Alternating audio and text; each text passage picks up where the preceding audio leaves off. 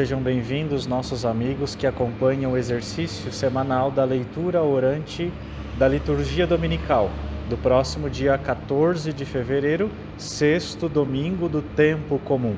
Nós estamos aqui na Gruta Nossa Senhora de Lourdes, da nossa paróquia Perpétuo Socorro, e esta gruta faz referência à padroeira dos doentes, que nesta semana, dia 11 de fevereiro, nós celebramos. E mais do que sempre, é preciso que nesse tempo nós rezemos por todos os nossos doentes, de modo especial aqueles que contraíram coronavírus, as famílias que enfrentam essa dificuldade, aqueles que estão em casa, hospitalizados, com a proteção de Nossa Senhora de Lourdes, aqui na Gruta, Nossa Senhora do Perpétuo Socorro, aqui de nossa paróquia, nossa padroeira. Vamos olhar para a Palavra de Deus, olhar para Jesus e pedir graças e bênçãos espirituais para a nossa vida cristã. Passamos assim ao primeiro passo da nossa leitura orante, que é justamente a leitura, onde nós olhamos para o texto, para o contexto, os personagens, os lugares e as palavras de destaque que nós podemos ressaltar dessas leituras. Leitura do livro do Levítico.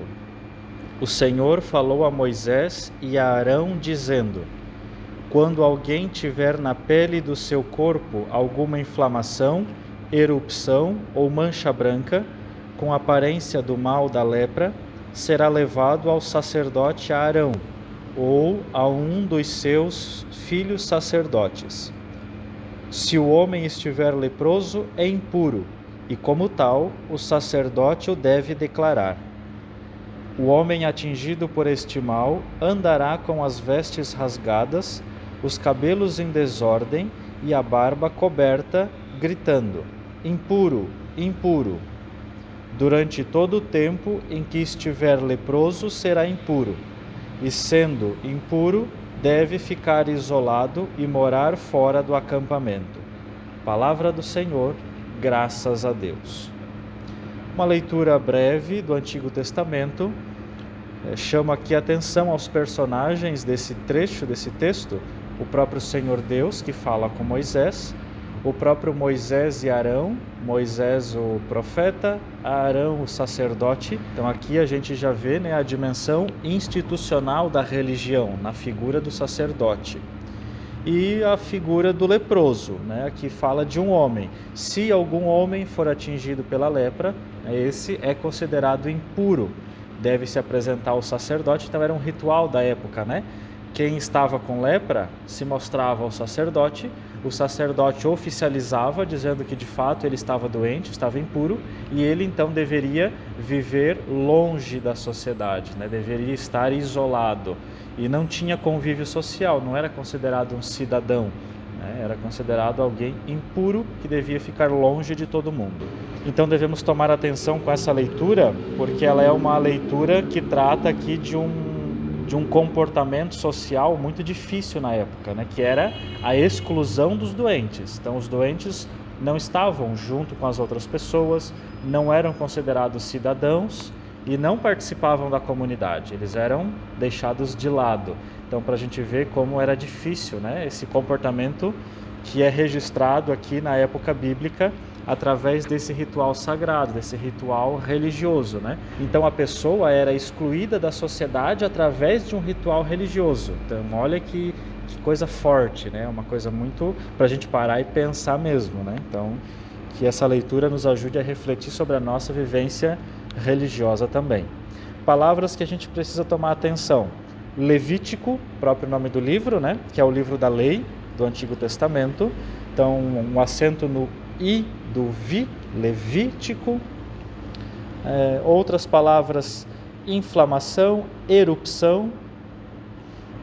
O nome do sacerdote, para a gente não proclamar como Arão, com um A só.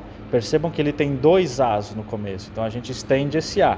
Arão é o nome do sacerdote. O salmo responsorial, tirado do Salmo 31. Sois Senhor para mim, alegria e refúgio. Sois Senhor para mim, alegria e refúgio. Feliz o homem que foi perdoado e cuja falta já foi encoberta. Feliz o homem a quem o Senhor não olha mais como sendo culpado e em cuja alma não há falsidade. Sois Senhor para mim, alegria e refúgio. Eu confessei afinal meu pecado, e minha falta vos fiz conhecer. Disse, eu irei confessar meu pecado, e perdoastes, Senhor, minha falta. Sois Senhor para mim, alegria e refúgio. Regozijai-vos, ó justos, em Deus, e no Senhor exultai de alegria. Corações retos, cantai jubilosos. Sois Senhor para mim, alegria e refúgio. Sois Senhor para mim, alegria e refúgio. Atenção então para este salmo, um salmo de alegria, né? É um misto de confissão de pecado, mas também de alegria por ser perdoado. Então esse é o tom que a gente proclama este salmo. Atenção para a palavra regozijai-vos. Então, a gente precisa treinar ela bem para que na hora ela não saia de modo errado, né? Então é uma palavra que merece atenção. Regozijai-vos. Leitura da primeira carta de São Paulo aos Coríntios. Irmãos, quer comais, quer bebais, quer façais qualquer outra coisa, fazei tudo para a glória de Deus. Não escandalizeis ninguém, nem judeus, nem gregos, nem a igreja de Deus. Fazei como eu, que procuro agradar a todos, em tudo, não buscando o que é vantajoso para mim mesmo, mas o que é vantajoso para todos, a fim de que sejam salvos. Sede meus imitadores, como também eu o sou de Cristo. Palavra do Senhor, graças a Deus. Aqui a carta de São Paulo aos Coríntios. Coríntios, então, era uma comunidade ao qual Paulo ele dirigia muitas cartas e ensinamentos, e através especialmente da primeira e da segunda carta aos Coríntios, nós temos um retrato de como viviam as primeiras comunidades cristãs. Tanto que o relato bíblico sobre a instituição da Eucaristia, sobre a celebração eucarística, lá do começo da igreja, o primeiro relato não é dos evangelhos, mas é de São Paulo aos Coríntios. Então Paulo foi o primeiro que escreveu, descrevendo como é que acontece uma Eucaristia lá no começo da igreja. Então aqui também um outro conselho de Paulo para as primeiras comunidades. Então os personagens, o único que fala nessa leitura é o próprio Paulo. E ele cita Cristo, cita a Igreja de Cristo e como ele procura ser um imitador de Cristo para dar bom testemunho para a Igreja. Então esse é o contexto principal dessa leitura de São Paulo aos Coríntios.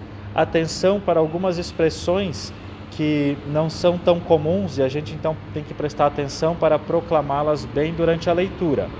No finalzinho diz assim, como também eu o sou de Cristo, como quando ele fala, sede meus imitadores. Então que a gente tome cuidado para a gente proclamar cada palavra no lugar certo. Às vezes na pressa a gente acaba trocando o lugar das palavras e isso pode trazer outro significado para a leitura.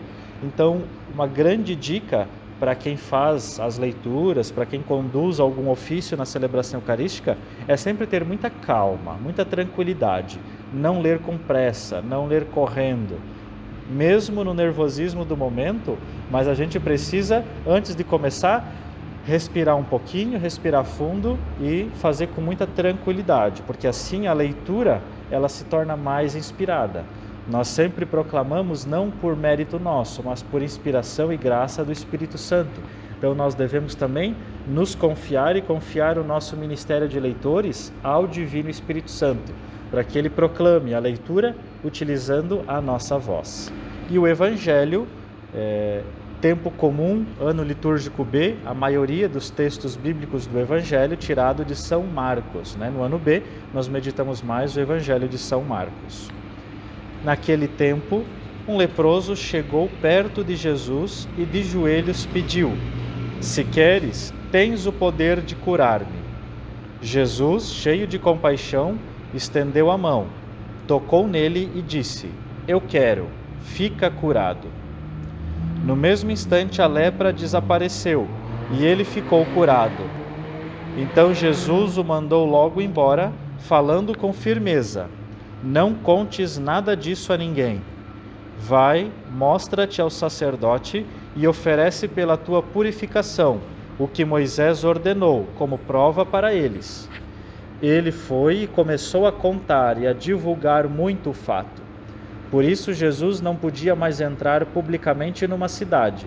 Ficava fora e em lugares desertos. E de toda parte vinham procurá-lo. Palavra da salvação, glória a vós, Senhor. Muito bem, queridos irmãos, bonitas leituras que nós podemos meditar através dessa liturgia do sexto domingo do tempo comum. Uma meditação que eu consegui identificar nessas leituras. Bem, na primeira leitura traz um ritual religioso que excluía as pessoas, porque estavam doentes.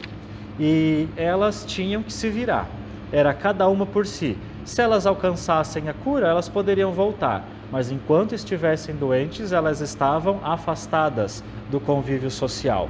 Também pelo fato de que a lepra era uma doença contagiosa. E como na época a medicina também era muito limitada, não era tão avançada como hoje, essas pessoas precisavam ficar isoladas para não contaminar outras pessoas. Parece que essa liturgia se encaixa muito com o tempo em que a gente vive, não é? De uma doença nova, que a ciência lutou e trabalhou tanto e ainda está lutando para alcançar uma cura total, e que é uma doença altamente contagiosa, que faz com que as pessoas se isolem. Então a gente percebe, olha só, como que essas realidades do mundo, elas volta e meia aparecem e reaparecem, né? Doenças que fazem a gente ficar isolados, a gente perder um pouco o contato, o convívio social, até o contato com a igreja, né? A gente precisou aí ficar presencialmente afastados e ainda estamos um pouco, né? Então olha só que leitura muito condizente. Então olha só que leitura muito propícia para os nossos tempos, né? Agora, o que a gente precisa pensar dessa leitura? E o que a gente precisa pensar também desse momento em que a gente vive?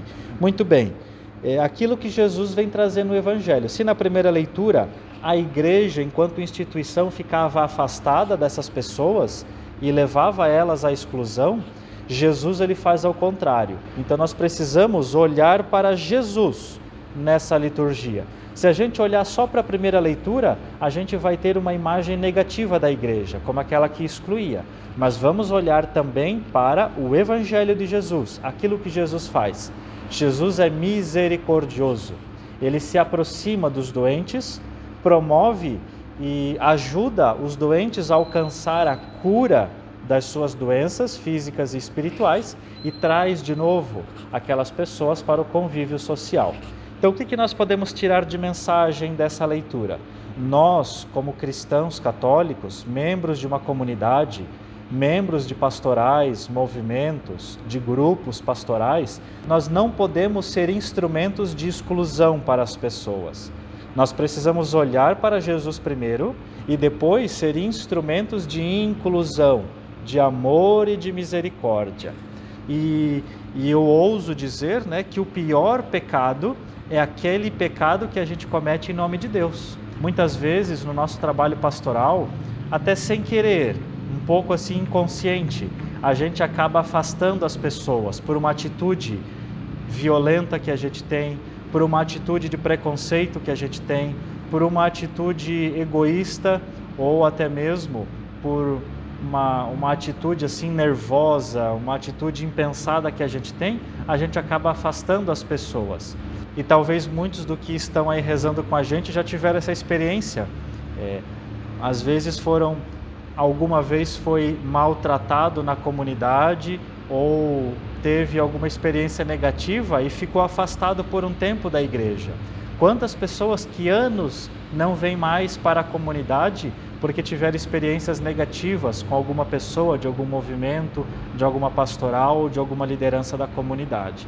Então, meus irmãos, que a gente olhe para essa primeira leitura para a gente ver como é muito importante a gente ser um membro de comunidade que seja consciente da nossa missão e que nós possamos olhar para o Evangelho e aprender de Jesus, a não amar o pecado, mas a amar todo pecador. Jesus, ele ama todas as pessoas e aquelas que mais precisam especialmente. E Jesus acolhe todas as pessoas com os pecados que elas trazem, mas Jesus ajuda essa pessoa a uma conversão, a uma mudança de vida. Então, primeira leitura, um cuidado para a gente não promover exclusão dentro da igreja. Segunda leitura, uma orientação para a gente ser imitador de Cristo. E terceira leitura, o Evangelho, um modelo de vida, o próprio Jesus, que se aproxima, acolhe a pessoa e os seus pecados e ajuda aquelas pessoas a mudarem de vida e a voltarem de novo para a comunidade cristã. Vamos então pedir a Jesus para que nós sejamos esses exemplos de cristãos, dentro da igreja e também no mundo. A vocação do leigo, mais do que estar dentro da igreja, é ser um sinal de Deus dentro do mundo. E vamos pedir então que nós tenhamos esse amor e essa misericórdia que tinha Jesus, que não era conivente com o pecado, mas que acolhia todo o pecador e tirava o pecado do mundo. É assim como nós rezamos na missa e pedimos, Cordeiro de Deus, que tirais o pecado do mundo. Vamos pedir a Jesus para que nós também sejamos cordeiros imolados, que nós sejamos cristãos autênticos e ajudemos Jesus a tirar todo o pecado do mundo. E vamos assim rezar com as preces da comunidade, com a nossa resposta, ouvi-nos, Senhor, nosso Deus. Ouvi-nos, Senhor, nosso Deus. Fortalecei a ação missionária de vossa Igreja, e que ela seja amiga dos pobres e dos mais sofredores, nós vos clamamos, Senhor. Ouvi-nos, Senhor, nosso Deus. Ajudai com vossa graça nossas comunidades, para que sejam fiéis ao Evangelho e solidárias na caridade, nós vos clamamos, Senhor. Ouvi-nos, Senhor, nosso Deus. Educai nossos líderes e governantes a serem justos e cuidarem do bem comum da pátria com equidade e retidão, nós vos clamamos, Senhor. Ouvi-nos, Senhor, nosso Deus. Fazei-nos sempre abertos à vossa verdade e solícitos no amor e na solidariedade, para com os mais abandonados da sociedade, nós vos clamamos, Senhor. Ouvi-nos, Senhor, nosso Deus. Gostaria de encerrar esse momento de oração dirigindo a Nossa Senhora, especialmente nesse dia, a Nossa Senhora de Lourdes, que ela nos ajude a sermos bons cristãos, a não promovermos injustiças ou exclusões dentro da igreja, mas que nós possamos, como ela, olhar para Jesus, se inspirar em Jesus e sermos cristãos cheios de amor e de misericórdia. Pedimos por todos os doentes, por aqueles que estão mais sofrendo com as doenças, especialmente com esta pandemia, por todas as nossas famílias, rezemos juntos. Ave Maria, cheia de graça, o Senhor é convosco. Bendita sois vós entre as mulheres e bendito é o fruto do vosso ventre, Jesus. Santa Maria, Mãe de Deus, rogai por nós, pecadores, agora e na hora de nossa morte. Amém. Nossa Senhora de Lourdes, rogai por nós. Santa Bernadette, rogai por nós. E como compromisso, como contemplação, nesse último momento da nossa oração, da leitura orante, que nós possamos primeiro contemplar Jesus, especialmente reler de novo a cena desse Evangelho, imaginar Jesus que se achega, que se aproxima e que está próximo, especialmente das pessoas mais vulneráveis, mais doentes, mais sofredoras. E que nós possamos também contemplar quantas vezes em nossa vida nós somos generosos e misericordiosos com as pessoas que precisam, com aquelas que estavam doentes. Quantas vezes nós estávamos doentes, precisando de uma ajuda, precisando de uma bênção, e nós encontramos através de alguém, através de um sacerdote, através de um diácono, através de uma pessoa que foi instrumento de Deus na nossa vida. Então que possamos contemplar e relembrar esses momentos e fazer um compromisso. A primeira leitura traz uma realidade muito difícil do Antigo Testamento, que era excluir as pessoas usando de uma lei religiosa, usando do nome de Deus.